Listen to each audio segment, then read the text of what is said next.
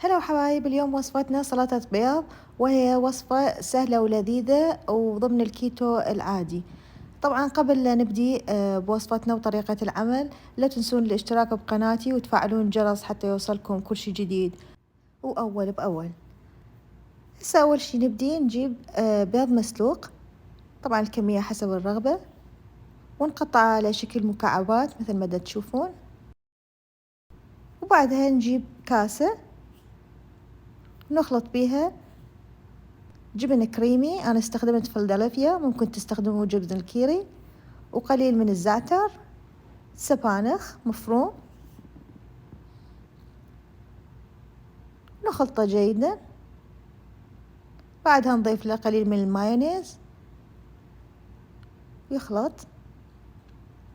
نضيف البيض المقطع مكعبات للخلطة، ونضيف لها ملح، فلفل أسود، وبابريكا. بعدها نخلطه جيدا على كيفكم حتى لا يتكسر البيض. حاليا كملت الوصفة وهي جاهزة للأكل، ويا رب إن شاء الله تعجبكم الوصفة. جدا جدا سهلة ولذيذة، وطعمها جدا لذيذ. انتظروني وصفة جديدة، وباي.